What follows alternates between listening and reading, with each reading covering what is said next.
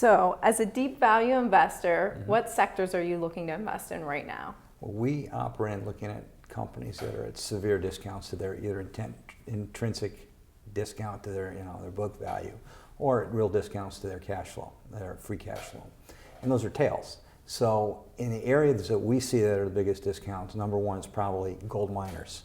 Although gold is controversial, and some people think it's going up, some people don't think it's got a lot of value. At nearly $1,800 an ounce, or just under, you can buy gold companies in the ground all in $600, $700 an ounce, which provides them a significant edge for amount of free cash flow they can generate, as well as a big discount to what's going on. So you would recommend actually buying the mining stocks versus the ETF, the gold ETF? Oh, absolutely.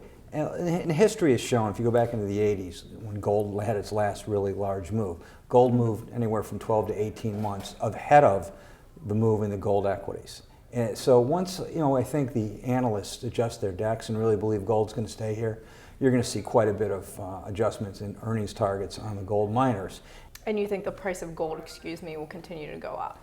As long as the major G7 countries, including Europe, United States, continue to print money, as they do to fill their budget deficits, absolutely. Gold, folks think gold goes up because it's a safe haven.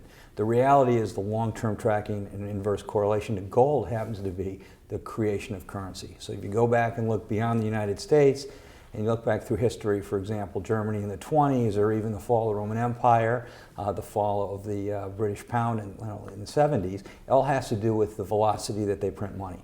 Where would you suggest investors look for growth?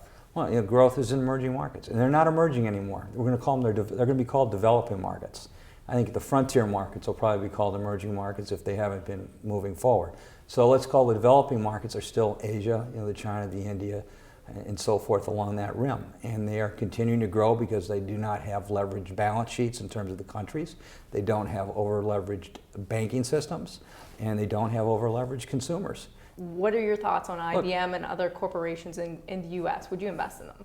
IBM is a great company. It's a big company. It's not what I do. But corporations as a whole in the United States and U.S. equities are extraordinarily undervalued.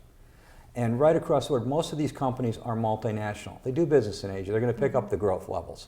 They're selling at great discounts to their tangible book values in many cases, at very, very low price earnings ratios and big discounts to their historic enterprise values.